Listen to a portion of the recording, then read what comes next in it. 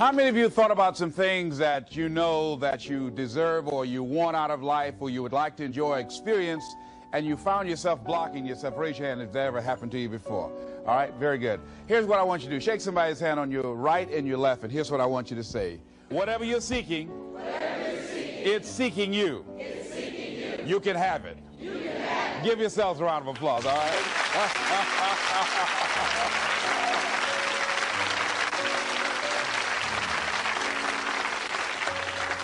Now, the reason I brought that up is I was riding with a friend the other day, and I know this friend of mine who has been working on a job where she's been miserable for a long time. She was telling me about how she was miserable on the job and how she was so unhappy. So I said, if it's that stressful and if it's causing you that much pain, I say, why don't you just quit and do something else? And she said something that really put her in the chorus line with a lot of other people. She said, I would, but. And then I started thinking about that. I said, let me take a poll. So I started talking to other people, and I would ask them what they were doing. And I said, but is that your passion? And they would say no. I said, then what's your real passion? And they would tell me what their real passion was. Then I said, well, then why aren't you doing what you really want to do? Oh, I can do it, but. And they would continue on. So this word, but just kept on coming up. And then it also has some friends like woulda and coulda and shoulda. And one day, I'm going to have my own business. Those people who talk about one day I'm gonna. Some of y'all know some of those one day I'm gonna people. Raise your hand. Some of you get up in the morning and look in the mirror at that person. I just tease it, all right? So how is it that many times we block ourselves and we use these words almost like we're in a trance, like we're sleepwalking through life, that we find ways to cancel out our dreams? And I think that but is a dream killer, that a lot of things that we want to do, a lot of places we would like to go, a lot of things we would like to experience, and we just stop at but, and we build a case. In fact, I was reading something the other day that talked about but. It says, but is an argument for our limitations. And when we argue for our limitations, we get to keep them. See, but will cause you to procrastinate. But will cause you to hide out behind fear. But will cause you to come up with all type of excuses that you can validate your inaction and not acting on your dream. And right now, more than ever, people need to look for ways to live their dream. People need to look for ways to make it on their own. There is no such thing as job security. There's no such thing as a storm-proof or tragic-proof life. There are no guarantees today, ladies and gentlemen. The illusion is gone. There was a time when we graduated from high school, you were told, go to college and get out, and you go and work for a corporation for 30 or 40 years. They'll give you a gold watch and you'll retire. Special announcement, that day is gone.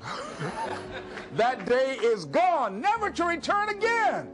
So instead of people living in fear, feeling stressed out, feeling powerless, feeling like victims, I think it should be a time that we need to begin to look at ways that we can become an active force in our own lives. Look at ways when we can decide to take charge of our own destiny. Look at ways when we can decide to design a life of substance and begin to truly live our dreams. And it's time for people to decide, I'm ready to get on with my life. Shake somebody's hand on your right and left. A guy named Bob May said this, don't let nobody turn you around. Do that right quick.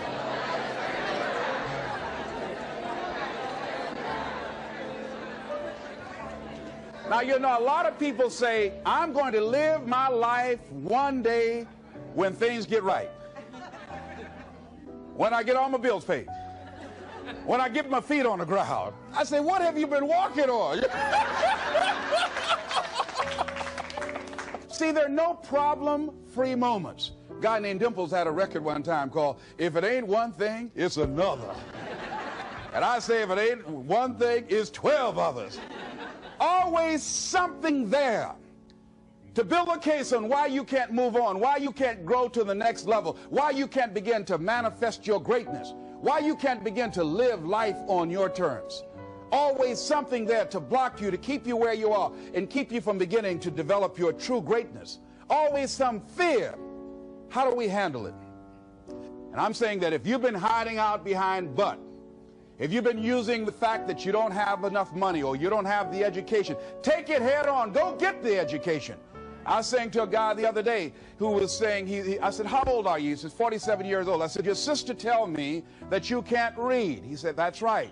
I said, why? Well, you know, I didn't go to school. I said, excuse me, how old are you? I'm 47. 47? Yes. And you can't read or write? Yes. Have you ever heard of adult school, adult education? Have you decided that you should learn how to read to begin to expand your world? Why are you using that as a racket? Why don't you decide now that you're going to expand your world, that if other people can learn, you could learn too? Well, it's hard for me. Have you been and sat in a class yet? Have you signed up yet? No, I haven't. See, a lot of people say no, ladies and gentlemen, to things, and they don't even know what they're saying no to.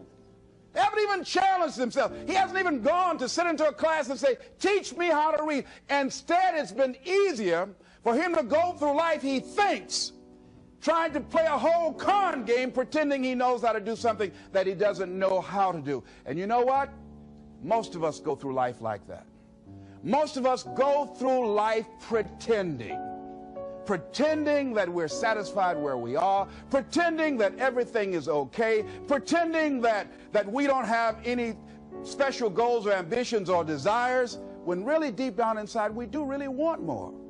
But if you look at our behavior, if you judge based upon what we do, that really will tell you some true stories about people, because you have to judge a tree by the fruit it bears, not the fruit that it talks about. See, a lot of people pretend that they want more out of life, but all you have to do is watch their actions. That will tell you something. So I used to pretend that I wanted to lose weight, but how could you tell I was pretending? Watch me when I have a piece of sweet potato pie.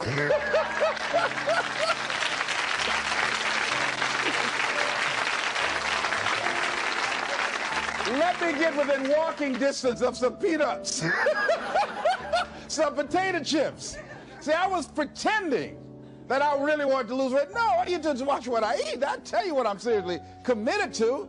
People tell you, oh yeah, one day I want to have a restaurant. See, they're pretending they want to go into business for themselves. They're not serious. How can you tell, Les? Watch their actions. Watch what they're doing. The proof is in the pudding. So if you want to do something, if you thought about something you want to do, take it head on. Decide that you're going to start looking at it, start doing research on it, start tackling it, start becoming involved in whatever and wherever it might lead you, to begin to explore the possibilities in that particular thing that you're seeking, so that you can begin to learn all you can about it. Decide that you're going to face it, that whatever shortcomings you have, that you're going to strengthen yourself there. Whatever training that's required, that you're going to go get that training, that you're going to get started right now. The George Washington Carver would say, do what you can where you are with what you have, and never be satisfied. S.B. Fuller used to say, and you heard Joe Dudley talk about, always strive to be more than that which you are. Yeah, don't get satisfied with yourself. Always know that wherever you are, you can enjoy more, that you deserve more. But most people, you know what they do? Most people go through life quietly and safely, tiptoeing to an early grave.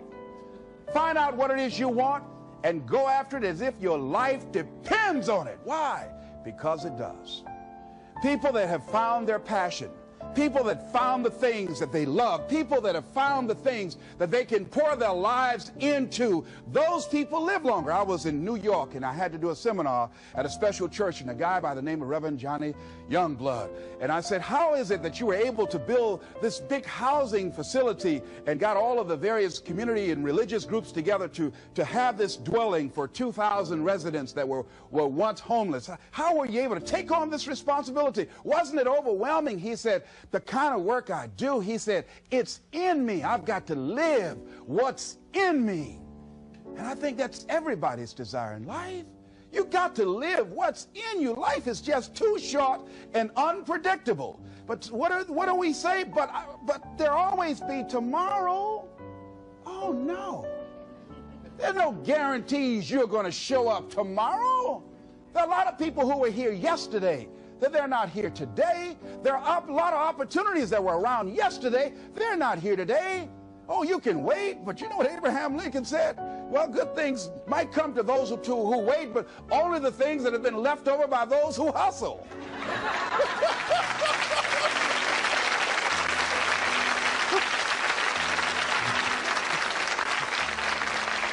So who want to go through life picking up leftovers? You deserve much more than that. The leftovers that somebody has left you. So take it head on, begin to explore it. Here's something else. Decide to do it now. Decide whatever you want to do, that you are now going to become actively involved right now, exploring the possibilities for you. That you're going to look at it and do just a little bit of it right now. When I decided to become a speaker, I didn't just quit my job and just ran out and say, I'm a motivational speaker. No. What I did was, I decided to start looking at other people that were involved in the speaking profession. I volunteered to work with some speakers so that I could learn. Whatever you want to do, get your feet wet. Gain some experience doing some volunteer work in the area and find out whether or not this thing you want to do will fit for you. A friend of mine told me he wanted to have a restaurant. I said, have you ever operated a restaurant before? He said, no. I said, well, really, you don't even know if you want one. I said, what's your expertise? What do you bring to the table? He said, I can cook real good. I said, well, what about the management side? What about the business part of the restaurant? You're not going to be cooking all the time. Somebody's got to receive the money. Who's going to manage the personnel? He said, you got it right. You got a point there. So this guy got a job in a restaurant in the evening time on a part-time basis. After doing that for a while, he said, you know what? I think I just want to be a chef. He said after working there, people didn't show up to work. He said it's hard to find the help. People weren't responsible. The headaches, the guests were just giving him problems day in and day out. They weren't ever satisfied. He said, no, I just think I'll stick to cooking. See, you got to find out what fits for you. Because you might decide that after you go up in there and examine it and experience it and get some experience under your belt on it, well, you say, this is really not what I want. This does not fit for me. So decide that you're going to do that. Now, John H. Johnson said something that's very important. He said, there's no defense against an excellence that meets a pressing public need.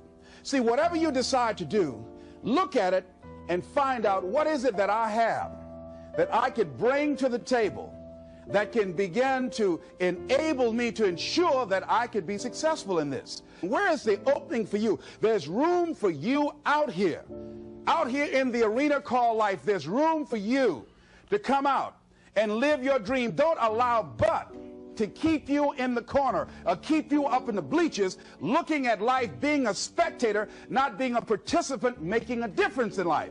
I believe that all of us came here with something. All of us showed up to give something, and that nobody's going to give that service that you have to give. No one's going to produce your product. No one's going to write your book. No one's going to open your academy. No one's going to begin to create your daycare with a special curriculum to help to cultivate the high self-esteem in our children. That's your idea. And if you don't bring your idea out here, when you die, all of us will suffer because we've been deprived of your genius because you allowed but to keep you in the bleachers and not pursuing your greatness. You take it to your grave with you. And that's what most people do. I think that's why the guy said that many people die at age 21 and don't get buried until they're 65. They're walking dead. You can tell them by the way they walk. How they look in the face. When they speak to you. I was giving a speech at this high school, and a lady came after school. She said, Mr. Brown, I want to talk to you about my son. I said, what is it? She said, he's not motivated.